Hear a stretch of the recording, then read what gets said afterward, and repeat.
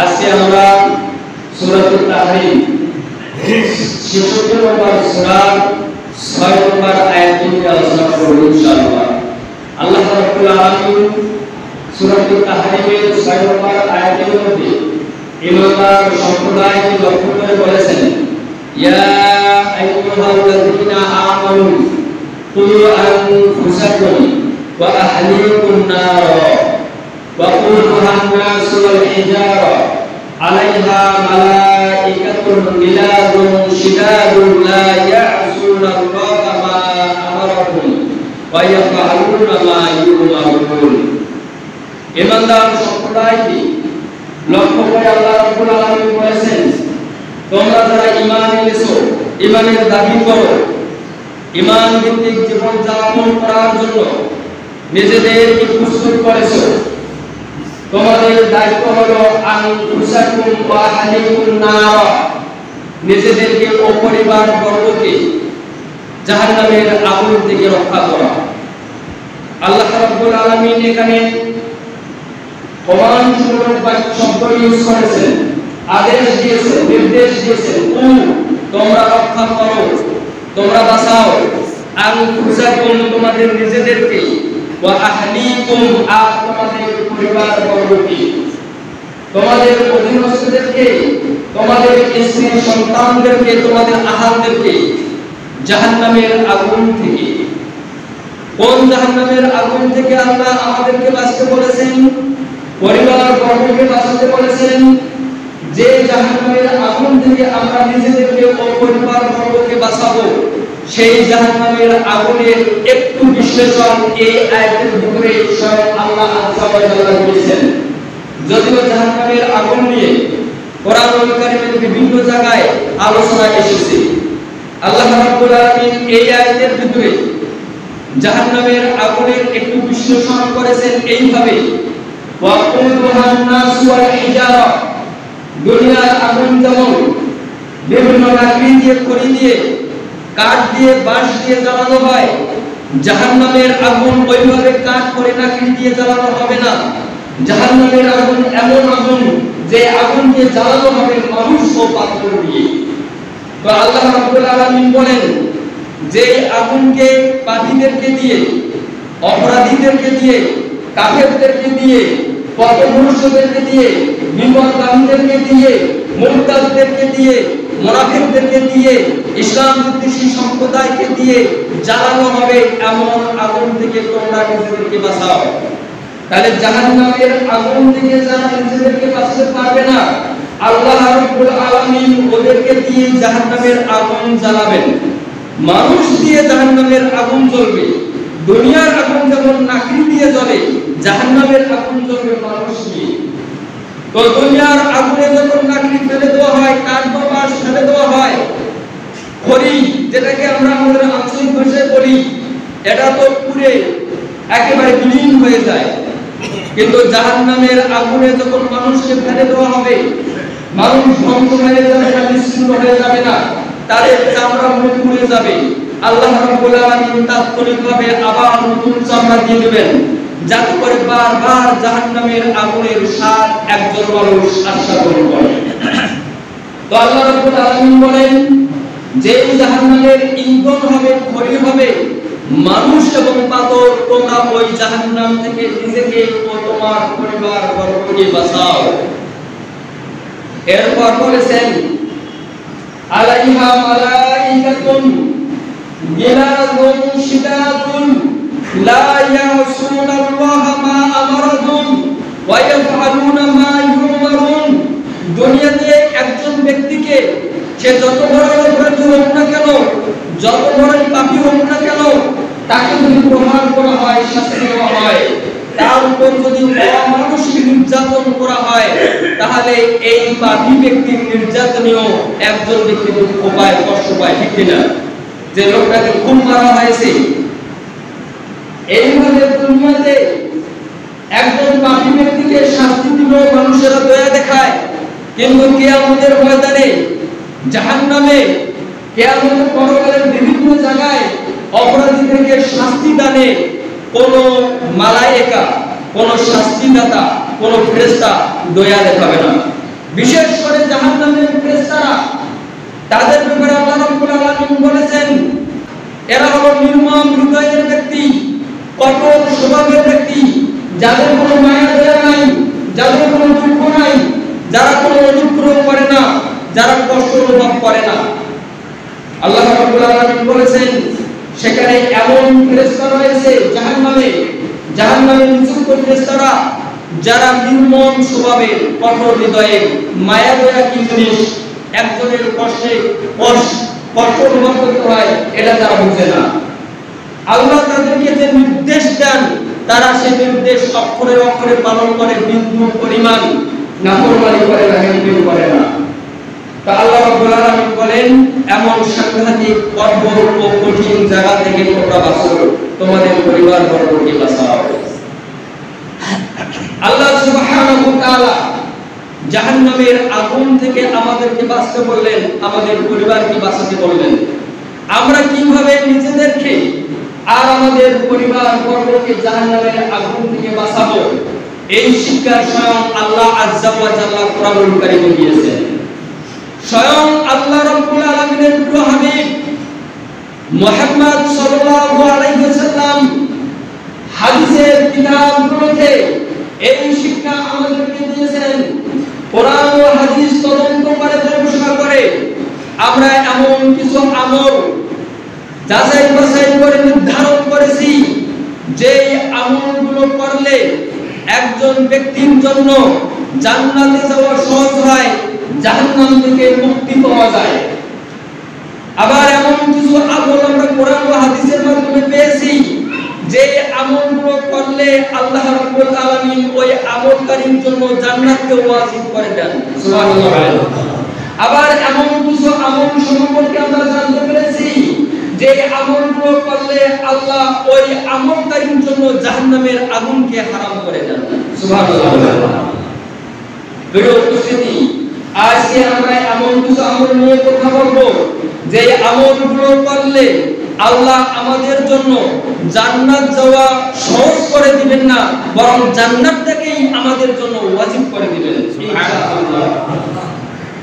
এর আগে আমি বলতে চাই আমরা নিজেদেরকে জাহান্নামের আগুন থেকে বাঁচাবো, পরিবার বর্গকেও জাহান্নামের আগুন থেকে বাঁচাবো কিভাবে? যেমন সন্তানদের ক্ষেত্রে যদি বলা হয়, আল্লাহ সুবহানাহু ওয়া তাআলা সন্তানদেরকে কিভাবে জাহান্নামের আগুন থেকে বাঁচাতে হবে এই শিক্ষা লোকমান হাকিমের মাধ্যমে কোরআনুল কারীমে আমাদেরকে দিয়েছেন।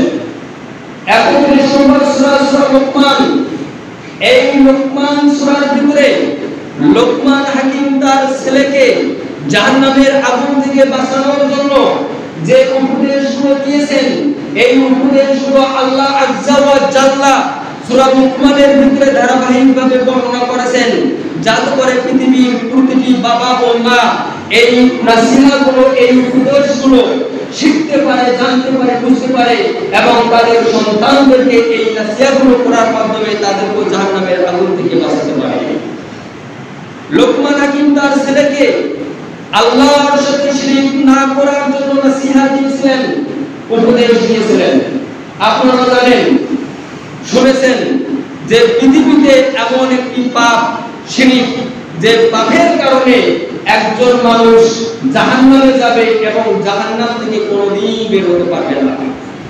শিরক ব্যতীত অন্যান্য পাপ একজন ব্যক্তির যতই ব্যাপক আকারে থাকুক না কেন, শিরক ছাড়া তার পাপ যদি পাহাড় পরিমাণ হয়, শিরক ব্যতীত তার পাপ যদি সাগরের ফেনা পরিমাণ হয়, শিরক ব্যতীত তার পাপ যদি জমিন থেকে নিয়ে আসমান পর্যন্ত হয়, আল্লাহ আযজা ওয়া জাল্লা শিরক না করার কারণে তার এত বড় বড় পাপগুলোকে কিয়ামতের ময়দানে ক্ষমা করে দিয়ে তার জন্য জান্নাতের ব্যবস্থা করে দিবেন ইনশাআল্লাহ। আর যদি তার পাপের মধ্যে শিরকের পাপ থাকে, তাহলে তার আমলের পাল্লা যত ব্যাপক হোক না কেন, তার দান সুদকা তাসবিহ তাহলিল নামাজ রোজা হজ যাকাত পাহাড় বরাবর হতে পারে, তার দান সুদকা নামাজ রোজা হজ যাকাত জমিন থেকে নিয়ে আসমান পর্যন্ত হতে পারে। তার পাপের মধ্যে যদি শিরকের পাপ থাকে, এত বড় বড় সব স্বপ্নকে আল্লাহ ধূলিকণায় পরিণত করে ওকে জাহান্নামে প্রবেশ করাবে, নাউজুবিল্লাহ বলেন। এই জন্য লোকমান হাকিম তার ছেলেকে সর্বপ্রথম শিরক না করার নসিহত করেছিলেন, উপদেশ দিয়েছিলেন। তাহলে প্রতিটি বাবা মাকে সন্তানকে জাহান্নামের আগুন থেকে বাঁচাতে হলে আগে এই শিক্ষা দিতে হবে যে আল্লাহর সাথে কখনো কোনো সময়ের জন্য কোনো অবস্থায় কোনো পরিস্থিতিতে শিরক করা যাবে না। লোকমান হাকিম তার ছেলেকে বলেছিল, ইয়া বুনাইয়া লা তুশরিক বিল্লাহ, হে আমার ছেলে আল্লাহর সাথে কাউকে শরীক করিও না। কেন? ইন্নাশ শিরকা লাযুলমুন আযীম, কারণ শিরক হলো সবচেয়ে বড় ধরনের পাপ, সবচেয়ে বড় ধরনের জুলুম। কোরআনের বিভিন্ন জায়গায় আল্লাহ রাব্বুল আলামিন স্পষ্ট ভাবে বলেছেন তিনি শিরকের গুনাহ ক্ষমা করবেন না। কিছু কিছু আয়াতে তিনি বলেছেন যারা আল্লাহর সাথে শিরক করে, অংশীদার সাব্যস্ত করে, আল্লাহ তাদের জন্য জান্নাতকে হারাম করে দিবেন, ওয়া মাওয়াহুন নার, তার আবাসস্থল হবে জাহান্নাম। এই জন্য সর্বপ্রথম নিজেকে শিরক থেকে বাঁচাতে হবে, পরিবার বর্গকেও শিরক না করার জন্য নির্দেশ দিতে হবে। এটা হলো এক নম্বর নসিহত। যদি আমরা আমাদের পরিবারকে এই আয়াতের আলোকে জাহান্নামের আগুন থেকে বাঁচাতে চাই, তাহলে আমাদের এক নম্বর কাজ হবে নিজেকে ও পরিবারকে শিরক না করার জন্য চেষ্টা করা। লোকমান হাকিম তার ছেলেকে এরপরে উপদেশ দিলেন আল্লাহর ক্ষমতার ব্যাপারে। লোকমান হাকিম তার ছেলেকে বললেন, ইয়া বুনাইয়া ইন্নাহা ইন তাকু মিসকালা হাববাতিন মিন খারদাল ফাতাকুন ফি সাখরাতিন আও ফিস সামাওয়াতি আও ফিল আরদ ইয়াতি বিহা আল্লাহ।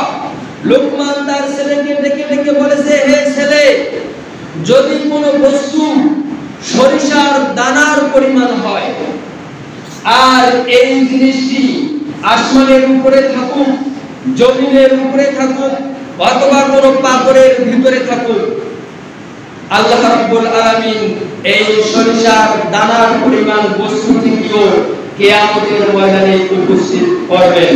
ইন্নাল্লাহা লাতীফুল খাবীর, কারণ আল্লাহ হলেন সূক্ষ্মদর্শী, সর্বজ্ঞ।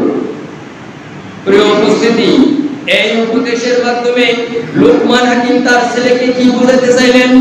লোকমান হাকিম তার ছেলেকে এই শিক্ষাই দিলেন যে আল্লাহ রাব্বুল আলামিনের অবসরে এই পৃথিবীতে তুমি এমন কোনো কাজ করতে পারো না, যেটা ছোট হোক আর বড় হোক, গোপনে হোক আর প্রকাশ্যে হোক।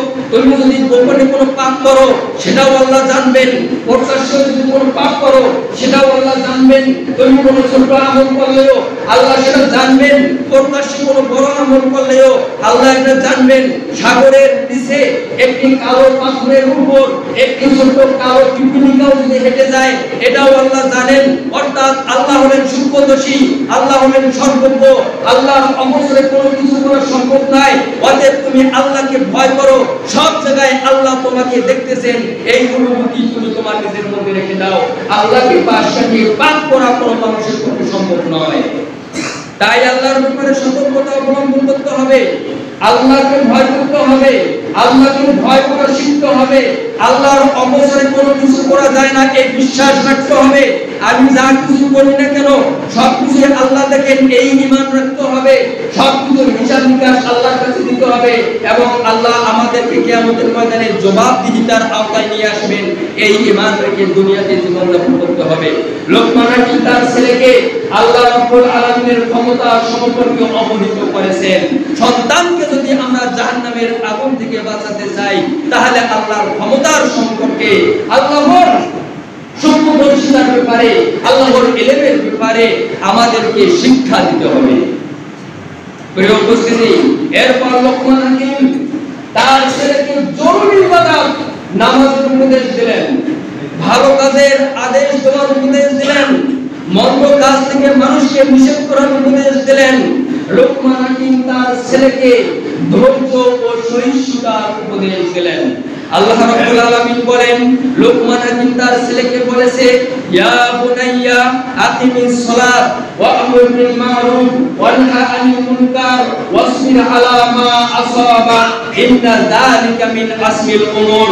লোকমান হাকিম তার ছেলেকে বলেছিল, হে ছেলে, আকিমিস সালাত, তুমি নামাজ প্রতিষ্ঠা করো। সুবহানাল্লাহ। এই সন্তানকে নামাজের শিক্ষা দিতে হবে। রাসূলুল্লাহ সাল্লাল্লাহু আলাইহি ওয়াসাল্লাম বলেছেন, ৭০ বছরেই সন্তানকে নামাজের অভ্যাস করো। সন্তানরা যাতে ৭ বছর বয়সে নামাজে অভ্যস্ত হয়ে যায়, এর জন্য তোমরা চেষ্টা করো। 10 বছর বয়সেও যদি সন্তানরা নামাজ না পড়ে, তাদেরকে মারো। আল্লাহ রাব্বুল আলামিন জাহান্নাম থেকে যেমন আমাদেরকে আত্মরক্ষা করতে বলেছেন, ঠিক তেমনি জাহান্নাম থেকে আমরা নিজেদেরকে কিভাবে আত্মরক্ষা করব এই শিক্ষাও দিয়েছেন।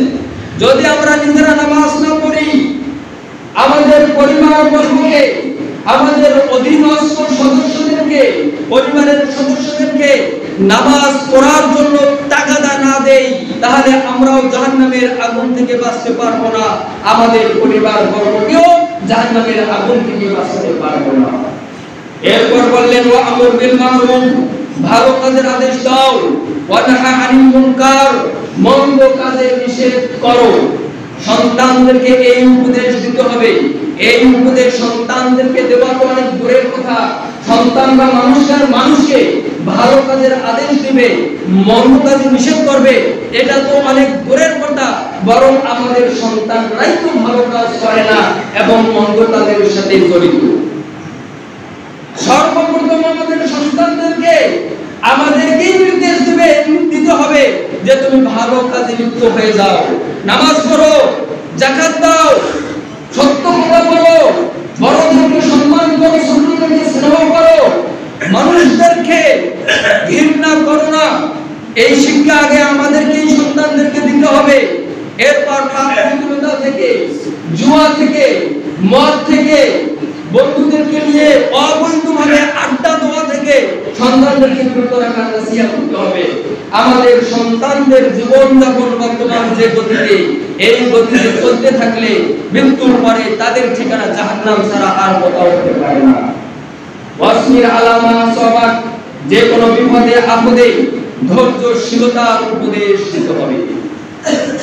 এরপর বলেছেন লোকমান হাকিম তার ছেলেকে, ওয়ালা তুসাইদ খাদ্দাকা লিন-নাস ওয়ালা তামশি ফিল আরদি মারাহা, এই ছেলে, তুমি কখনো মানুষকে অবজ্ঞা করবে না, ঘৃণার স্বরে, ঘৃণা ভরে মানুষ থেকে নিজেদেরকে পৃথক করবে না, মানুষদের থেকে নিজেদের মুখকে ফিরিয়ে দিবে না, মানুষকে অবজ্ঞা করবে না। সে যত ছোটই হোক না কেন, তার পেশা যত ছোট হোক না কেন, কখনো সময়ের জন্য মানুষকে তুমি ঘৃণা করিও না। ওয়ালা তামশি ফিল আরদি মারাহা, আর পৃথিবীতে অহংকার করিও না। লোকমান হাকিম তার ছেলেকে মধ্যপন্থা অবলম্বনের নির্দেশ দিয়েছেন। নিচু আওয়াজে, ছোট আওয়াজে, নিম্ন স্বরে কথা বলা। লোকমান হাকিম বলেন, ওয়াকসিত ফি মাশইকা ওয়াকুদুত মিন সাউতি, তুমি মধ্যপন্থা অবলম্বন করো আর তোমার গলার আওয়াজ ছোট করো। মানুষের সাথে উঁচু আওয়াজে কথা বলিও না, কর্কশ ভাষায় কথা বলিও না, মানুষের কঠিন কথা, মন্দ কথা বলিও না। তোমার গলার আওয়াজকে নিয়ন্ত্রণ করো, তোমার গলার আওয়াজকে নিচু করো। তাহলে পরিবারবর্গকে জাহান্নামের আগুন থেকে বাঁচানোর এই শিক্ষাগুলো স্বয়ং কোরআনে আল্লাহ আমাদেরকে দিলেন। 1 নম্বর, শিরক না করার নসিহত। 2 নম্বর, আল্লাহর ক্ষমতা সম্পর্কে অবগত করার নসিহত। 3 নম্বর, নামাজ প্রতিষ্ঠা যাতে করে সন্তানেরা, এই নসিহত দিতে হবে। 4, ভালো কাজের আদর্শ দেওয়া শিক্ষা দিতে হবে। 5, মন্দ কাজ থেকে নিষেধ করার শিক্ষা দিতে হবে। 6, ধৈর্যশীল হওয়ার শিক্ষা দিতে হবে। 7, মানুষকে ঘৃণা না করার শিক্ষা দিতে হবে। 8, পৃথিবীতে অহংকার না করার শিক্ষা দিতে হবে। 9, মধ্যপন্থা অবলম্বনের শিক্ষা দিতে হবে। 10, গলার আওয়াজকে নিচু করার শিক্ষা দিতে হবে। এই শিক্ষাগুলো পৃথিবীর প্রতিটি বাবা মা তার সন্তানদেরকে দিবে।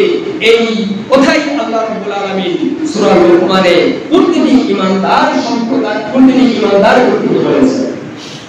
প্রিয় উপস্থিতি, আল্লাহ রাব্বুল আলামিন বলেছেন বু আনফুসাকুম ওয়া আহলিকুম নার, নিজেদেরকে জাহান্নামের আগুন থেকে বাঁচাও, পরিবারবর্গকে জাহান্নামের আগুন থেকে বাঁচাও। আজকে আমরা আপনাদের সামনে এমন কিছু আমল তুলে ধরব যে আমলগুলোর কারণে ইনশাআল্লাহ জান্নাত আমাদের জন্য আল্লাহ ওয়াজিব করে দিবেন, যদি আমরা এই আমলগুলো সঠিকভাবে, সঠিক পদ্ধতিতে, সঠিক নিয়মে করার চেষ্টা করি ইনশাআল্লাহ। আব্দুল্লাহ ইবনে উমর রাদিয়াল্লাহু আনহু থেকে একটি হাদিস বর্ণিত হয়েছে। আল্লাহর রাসূল সাল্লাল্লাহু আলাইহি ওয়াসাল্লাম বলেছেন, আলা কুল্লুকুম রা ওয়া কুল্লুকুম মাসউলুন আন রাইয়াতি, সাবধান, তোমরা সবাই হলে রাখাল। প্রিয় নবী মুহাম্মদ সাল্লাল্লাহু আলাইহি ওয়াসাল্লাম আমাদেরকে রাখাল বলেছেন, দায়িত্বশীল বলেছেন। একজন রাখাল যেমন একটি ছাগল পালকে নিয়ন্ত্রণে রাখে, কোন ছাগল যাতে এই পাল থেকে ছুটে না যায়, দল শুরু না হয়, কোন ছাগল যাতে অন্যের ক্ষেত নষ্ট না করে, একজন রাখাল যেমন এই ব্যাপারে সতর্ক থাকে, এই ব্যাপারে সব সময় দায়িত্বশীল ভূমিকা পালন করে, তেমনি প্রতিটি মানুষই কোন না কোন দিক দিয়ে রাখাল। আল্লাহর নবী সাল্লাল্লাহু আলাইহি ওয়াসাল্লাম বলেন, আলা কুল্লুকুম রা ওয়া কুল্লুকুম মাসউলুন আন রাইয়াতি, শোনো, তোমরা সবাই হচ্ছে রাখাল, তোমরা সবাই হলে দায়িত্বশীল, তোমাদের সবাইকে নিজ নিজ দায়িত্ব সম্পর্কে আল্লাহ প্রশ্ন করবেন, জিজ্ঞাসা করবেন। ফালিমানুল্লাযী আলান নাস, একজন ইমাম, একজন নেতা, একজন মেম্বার, একজন চেয়ারম্যান, একজন এমপি, একজন মন্ত্রী, একজন রাষ্ট্রপতি, একজন প্রধানমন্ত্রী, একজন সমাজপতি, সে হলো রাখাল, সে হলো দায়িত্বশীল। ওয়া হুয়া মাসউলুন আন রাইয়াতি, আল্লাহ একজন নেতাকে তার নেতৃত্বের ব্যাপারে, তার দায়িত্বের ব্যাপারে প্রশ্ন করবেন। আমি তোমাকে অমুক ওয়ার্ডের মেম্বার বানিয়েছি, অমুক ইউনিয়নের চেয়ারম্যান বানিয়েছি, বলো তুমি তোমার দায়িত্ব কিভাবে পালন করেছো। যদি কোনো মেম্বার, কোনো দায়িত্বশীল, কোনো নেতা, কোনো সভাপতি, কোনো সেক্রেটারি, কোনো এমপি, কোনো মন্ত্রী তার দায়িত্ব সঠিকভাবে পালন না করে, কিয়ামতের ময়দানে আল্লাহ রাব্বুল আলামিন এই সঠিক দায়িত্ব পালন না করার কারণে তাকে জাহান্নাম দিবেন। প্রতিটি মানুষই হলো দায়িত্বশীল, তার মধ্যে নেতারা হলো তাদের নেতৃত্বের ব্যাপারে দায়িত্বশীল, জনগণের দায়িত্বশীল।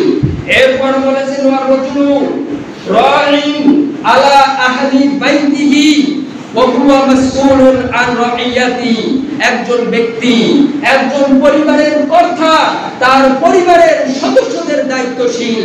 একজন বাবা সন্তানের দায়িত্বশীল, একজন স্বামী তার স্ত্রীর দায়িত্বশীল, একজন পরিবারের কর্তা তার পরিবারের দায়িত্বশীল। তাকে তার পরিবার সম্পর্কে প্রশ্ন করবেন। একজন পরিবারের কর্তাকে একটি সমাজের ব্যাপারে প্রশ্ন করা হবে না, তাকে এই প্রশ্ন করা হবে না, সমাজে এত বিশৃঙ্খলা কেন, সমাজে এত অন্যায় ছিল কেন, সমাজে এত অপরাধ ছিল কেন, এই প্রশ্ন তাকে করা হবে না। একজন পরিবারের কর্তাকে প্রশ্ন করা হবে, তোমার সন্তান নামাজ পড়েনি কেন, তোমার স্ত্রী পর্দা করেনি কেন। একজন পরিবারের কর্তা তার পরিবারের সদস্যদের ব্যাপারে দায়িত্বশীল।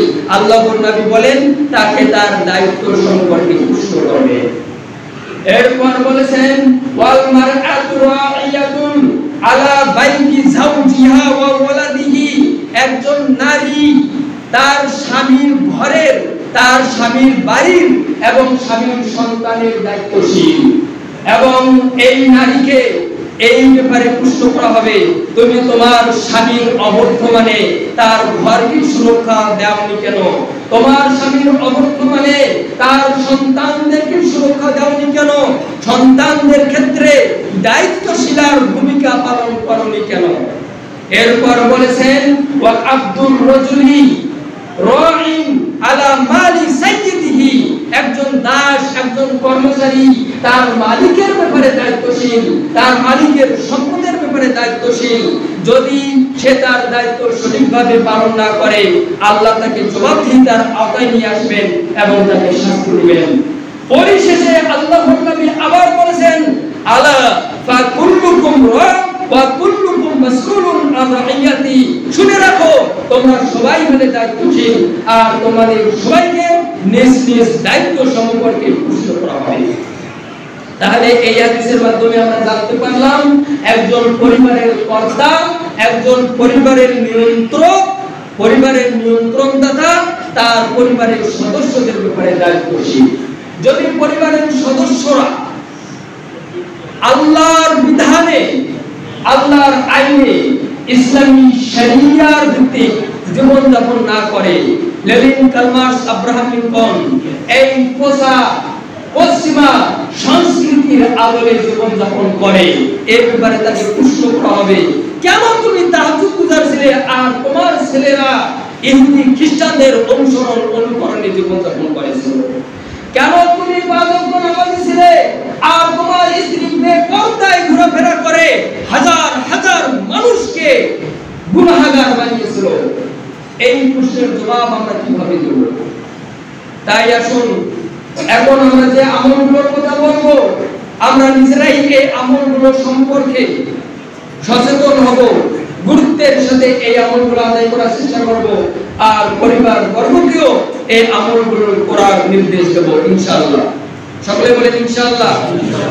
এক নম্বর আমল আবু সাঈদ খুদরি রাদিয়াল্লাহু আনহু থেকে বর্ণিত হয়েছে, আল্লাহর রাসূল সাল্লাল্লাহু আলাইহি ওয়াসাল্লাম বিশিষ্ট সাহাবী আবু সাঈদ খুদরি রাদিয়াল্লাহু আনহুকে লক্ষ্য করে বলেছেন, ইয়া আবা সাঈদ, মান রাদিয়া বিল্লাহি রাব্বা ওয়া বিল ইসলামি দীনা ওয়া বি মুহাম্মাদিন নাবিয়্যা ওয়াজাবাত লাহুল জান্নাহ।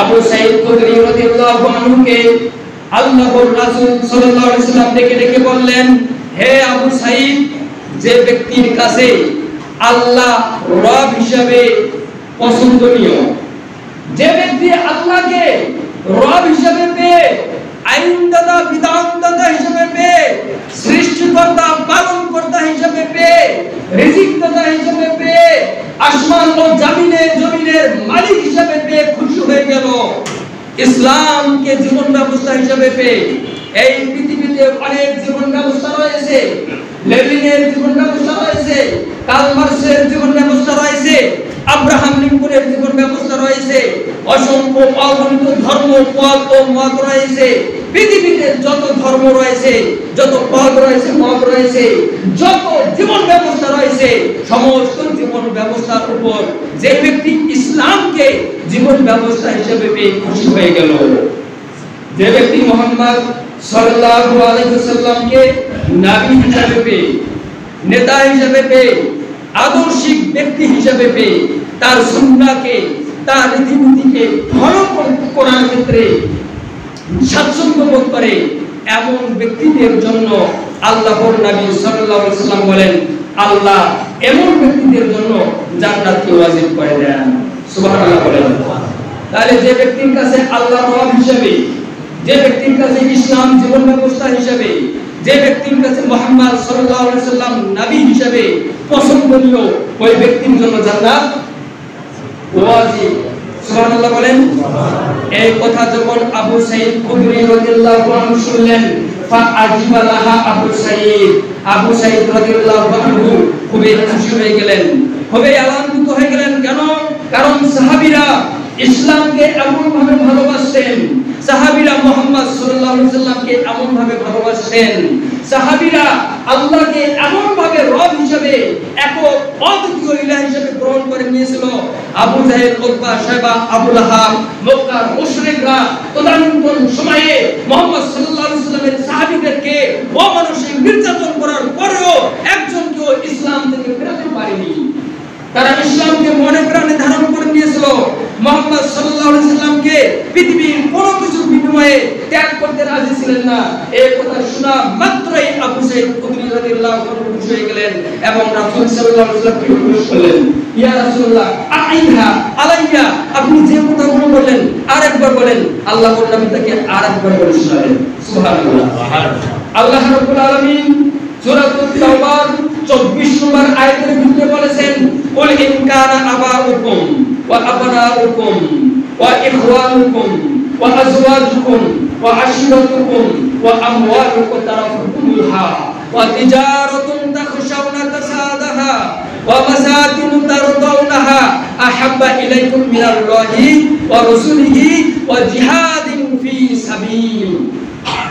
যদি তোমাদের বাবা মা, তোমাদের সন্তান সন্ততি, তোমাদের ভাই বোন, তোমাদের স্ত্রী, তোমাদের পরিবার পরিজনের বিভিন্ন সদস্য, তোমাদের সম্পদ, যে সম্পদ তোমরা কষ্ট করে উপার্জন করো, তোমাদের ব্যবসা বাণিজ্য যার লোকসানের ভয় করো, তোমাদের বাড়ি ঘরগুলো, যে বাড়ি ঘরগুলো তোমরা সুন্দর করে সাজিয়েছো, এগুলো যদি তোমাদের কাছে আল্লাহর থেকে, তার রাসূলের থেকে, আল্লাহর দ্বীনকে, ইসলামকে বাস্তবায়ন করার জন্য জিহাদ করার চেয়েও বেশি প্রিয় হয়, ফাতারাব্বাসু, তাহলে অপেক্ষা করো, দুনিয়াতে তোমাদের জন্য শাস্তি আসবে। তাহলে কোন ইমানদারের কাছে, কোন মুমিনের কাছে, কোন মুসলিমের কাছে আল্লাহ, তার রাসূল এবং ইসলাম নামক জীবন ব্যবস্থার চেয়ে অন্য কিছু প্রিয় হতে পারে না। একজন মুমিনের কাছে, একজন মুসলিমের কাছে আল্লাহ হবে সবচেয়ে প্রিয়। একজন মুমিনের কাছে, একজন মুসলিমের কাছে ইসলাম হবে সবচেয়ে প্রিয় জীবন ব্যবস্থা। একজন ইমানদারের কাছে, একজন মুসলিমের কাছে মুহাম্মদ সাল্লাল্লাহু আলাইহি সাল্লাম হবেন সবচেয়ে প্রিয় নেতা, যার নেতৃত্বের কারণে, যার আদর্শের কারণে, যার রীতিনীতি ও তরিকার কারণে মুসলিমরা স্বর্ণের প্রতি ফোঁটা রক্ত জমিনে ঢেলে দেওয়ার জন্য বিন্দু পরিমাণ সংকোচ বোধ করবে না। ইনশাআল্লাহ যদি এই ধরনের আকীদা, এই ধরনের বিশ্বাস আমাদের মধ্যে থাকে, তাহলে জান্নাত আমাদের জন্য ওয়াজিব। এই জন্য রাসূল সাল্লাল্লাহু আলাইহি ওয়াসাল্লাম আমাদেরকে শিখিয়েছে, তোমরা বলো রাদিতু বিল্লাহি রাব্বা ওয়া বিল ইসলামি দীনা ওয়া বি মুহাম্মাদিন নাবিয়্যা। এটা আমাদেরকে সকাল সন্ধ্যায় পড়া উচিত। দ্বিতীয় নম্বর আমল, মান আহসানাল উদুয়া ওয়া সাল্লা রাকাআতাইনি, যে ব্যক্তি সুন্দর করে ওযু করে, দুই রাকাত সালাত আদায় করে, আল্লাহ রাব্বুল আলামিন তার জন্য জান্নাত ওয়াজিব করে দেন। সুবহানাল্লাহ বলেন, সকলে সুবহানাল্লাহ বলেন। আল্লাহর নবী সাল্লাল্লাহু আলাইহি ওয়াসাল্লাম বলেন, উকবা ইবনে আমির রাদিয়াল্লাহু আনহু থেকে এই হাদিস বর্ণিত হয়েছে, মা মিন মুসলিমিন ইয়াতাওয়াদ্দাউ ফায়ুহসিনুল উযুআ, যে কোনো মুসলিম ব্যক্তি যদি সুন্দর করে ওযু করে, ওযু সুন্দর করে করতে হবে, ওযুর ফরজ, সুন্নাত, ওয়াজিব, নফল, মুস্তাহাব যা কিছু রয়েছে সব কিছুকে সামনে রেখে পরিপূর্ণভাবে আন্তরিকতার সহিত যে ওযু করবে। অনেকে ওযু করে দেখা যায় যে পায়ের গাঁট ভিজে না, অনেকে ওযু করে দেখা যায় যে হাতের কুনুই ভিজে না, এমন ভাবে ওযু করা ব্যক্তি অনেক রয়েছে। আমি নিজেই মাঝে মধ্যে এটা ফলো করেছি। তো ওযু করতে হবে পূর্ণভাবে, খুবই আন্তরিকতার সহিত, নিখুঁত ভাবে। তো আল্লাহর নবী সাল্লাল্লাহু আলাইহি ওয়াসাল্লাম শব্দটা এইভাবে বলেছেন, মামিন মুসলিমিন ইয়াতাওয়াদ্দাউ, যে কোনো মুসলিম ব্যক্তি ওযু করে, এরপর বলেছেন ফায়ুহসিনুল উযুআ, সে তার ওযুটাকে সুন্দর করে, অর্থাৎ সুন্দর করে ওযু করতে হবে। সুম্মা ইয়াকুমু ফায়ুসাল্লি রাকাআতাইনি, এরপর দাঁড়িয়ে দুই রাকাত সালাত আদায় করে। কোন দুই রাকাত সালাত? তাহিয়াতুল উযু, অর্থাৎ ওযু করার দুই রাকাত সালাত আদায় করে। এই দুই রাকাত সালাত এমন ভাবে আদায় করে, মুকবিলুন আলাইহিমা বিকলবিহি ওয়া ওয়াজহিহি, তার হৃদয়, তার দেহ আল্লাহর দিকে অভিমুখী থাকে। সে তার হৃদয়কে, তার মনকে, তার দেহকে আল্লাহর দিকে নিবন্ধ করে, অভিমুখ করে, দুই রাকাত সালাত আদায় করে। তার মনটাকে এদিক ওদিক নিয়ে যায় না, ব্যবসার দিকে যায় না, পরিবারের দিকে যায় না, বেখেয়াল হয় না, খেয়াল করে আল্লাহর ধ্যান নিয়ে দুই রাকাত নামাজ যে ব্যক্তি পড়তে পারে, আল্লাহর নবী সাল্লাল্লাহু আলাইহি ওয়াসাল্লাম বলেন, ওয়াজাবাত লাহুল জান্নাহ, ওই ব্যক্তির জন্য আল্লাহ জান্নাতকে ওয়াজিব করে দিবেন। সুবহানাল্লাহ বলি। তাহলে দুই রাকাত ওযু সালাত আদায় করতে হবে ওযুর পর। এই আমলটা যদি আমাদের মধ্যে থাকে, জান্নাত ওয়াজিব। দ্বিতীয় নম্বর আমল হলো মান হাফাযা আলা সালাওয়াতিল খামস, 5 ওয়াক্ত সালাত যে ব্যক্তি হেফাজত করতে পারে। ফরজ 5 ওয়াক্ত সালাত, ফজর, যোহর, আসর, মাগরিব, ইশা, এই 5 ওয়াক্ত সালাত মুহাফাজা করতে হবে, হেফাজত করতে হবে।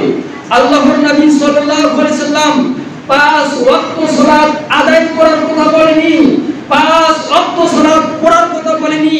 এখানে বলেছেন ওই ব্যক্তির জন্য জান্নাত আল্লাহ ওয়াজিব করে দিবেন যেই ব্যক্তি 5 ওয়াক্ত সালাত হেফাজত করে।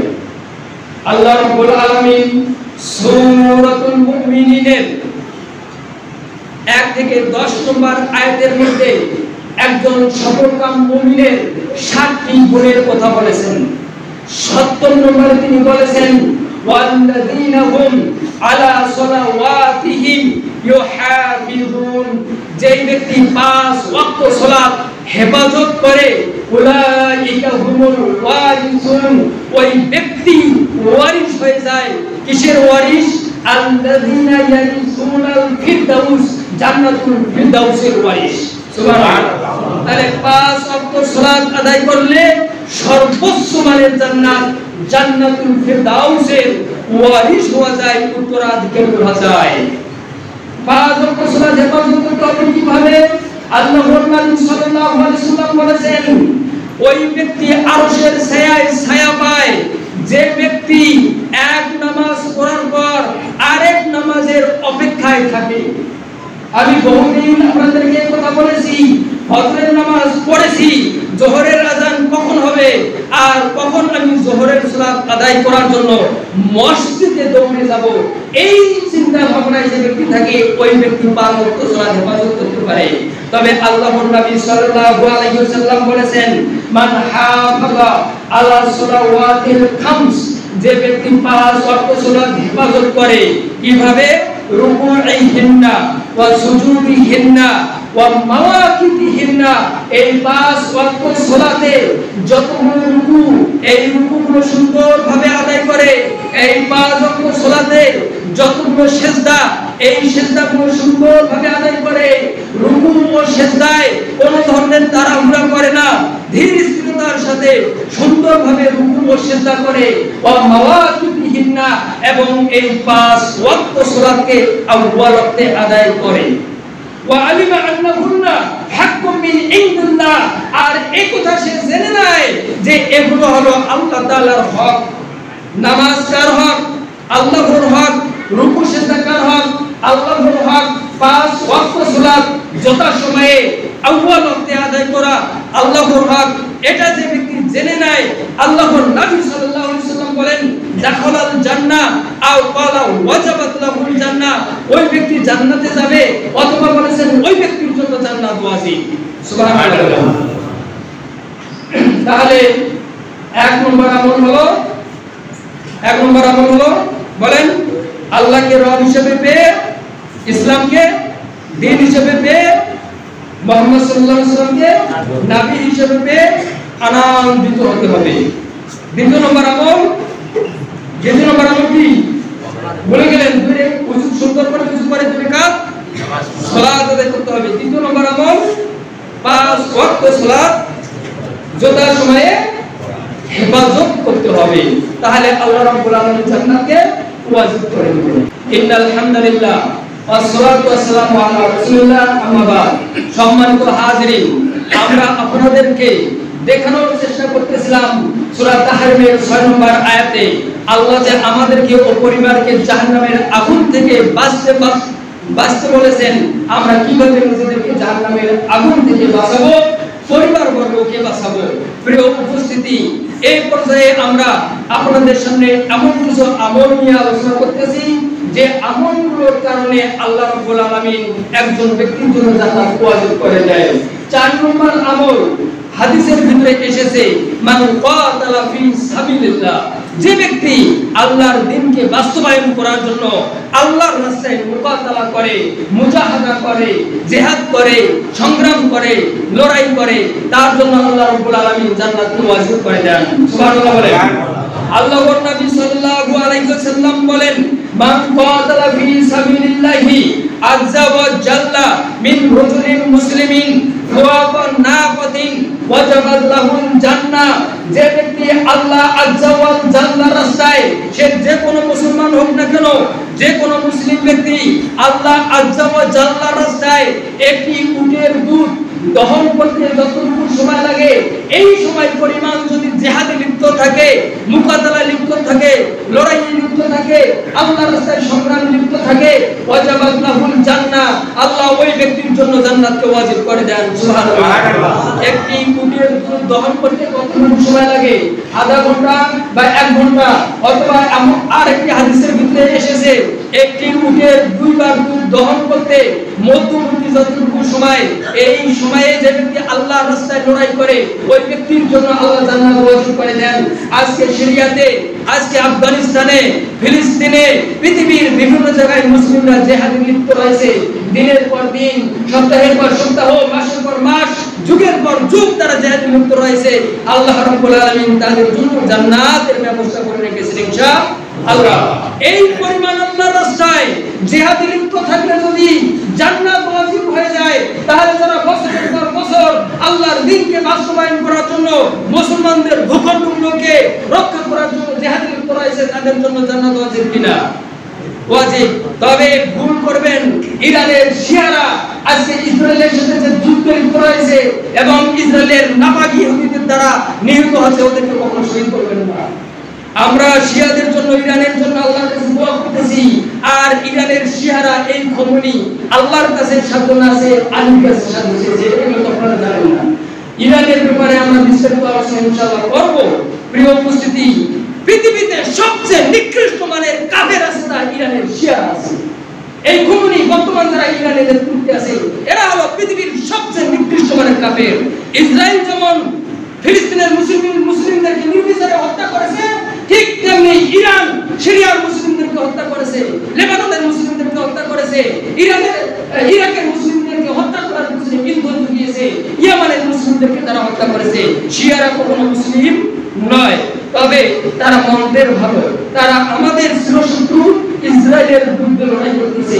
ইনশাআল্লাহ আমরাও একদিন খোরাসানের বাহিনী, শামের বাহিনী, ইয়েমেনের বাহিনী, ইসরায়েলের নাপাক ইহুদি এবং আমেরিকার নিকৃষ্ট মানের সাদা চামড়াওয়ালা কাফের ও ইরানের নাপাক শিয়াদের বিরুদ্ধে যুদ্ধ করব ইনশাআল্লাহ। এবং জিহাদের নামে যতগুলো ফজিলত বর্ণিত হয়েছে, এগুলোরও মালিক আমরা হতে পারবো, উত্তরাধিকারী হতে পারবো। 5 নম্বর আমল হলো তারবিয়াতু সালাসি বানাত। যে ব্যক্তি 3 জন কন্যা সন্তানের লালন পালন করে, আল্লাহ রাব্বুল আলামিন তার জন্য জান্নাত ওয়াজিব করে দেন। আল্লাহর নবী সাল্লাল্লাহু আলাইহি ওয়াসাল্লাম বলেন মান কানা লাহু সালাসু বানাতিন, যার 3 জন কন্যা সন্তান আছে, ইউহিহিন্না ওয়া ইয়াকফিহিন্না ওয়া ইয়ারহামহুন্না, এই 3 জন কন্যা সন্তানকে আশ্রয় দিয়েছে এবং তাদের জন্য প্রয়োজনীয় জিনিসপত্রের ব্যবস্থা করেছে, তাদের প্রয়োজনীয় ব্যয়ভার বহন করে এবং তাদের প্রতি দয়াসুলভ আচরণ করে, ওয়াজাবাত লাহুল জান্নাহ, ওই ব্যক্তির জন্য জান্নাত ওয়াজিব। সুবহানাল্লাহ বলেন।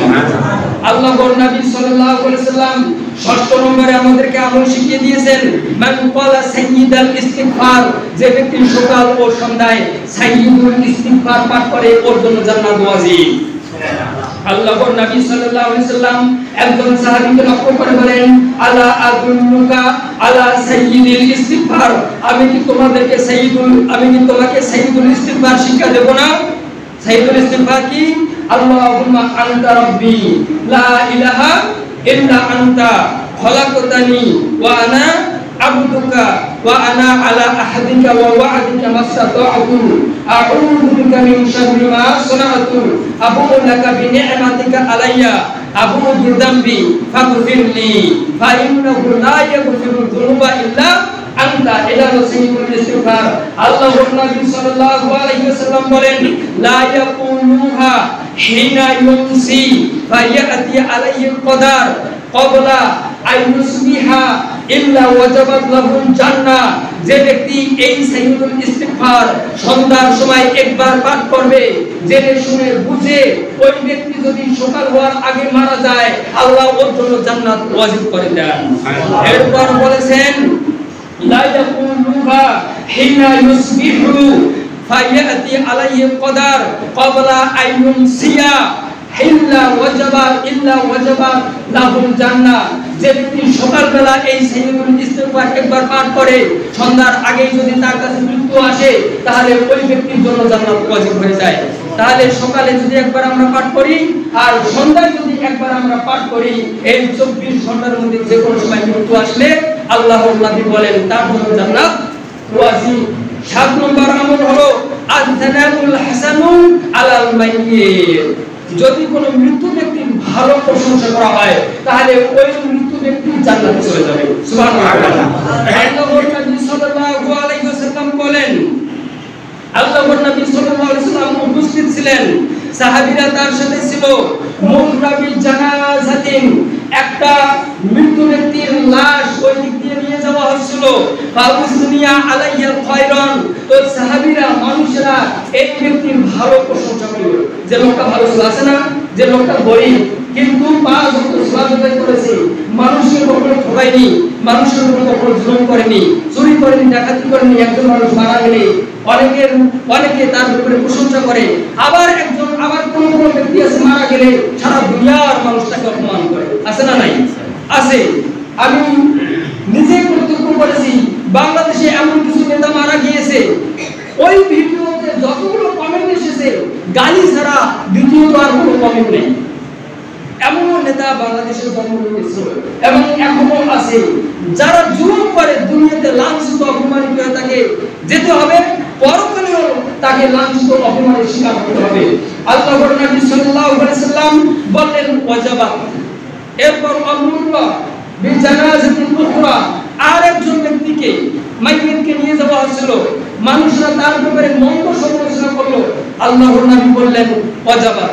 ওমর রাদিয়াল্লাহু আনহু বলেন, ইয়া রাসূলুল্লাহ, প্রথম ব্যক্তির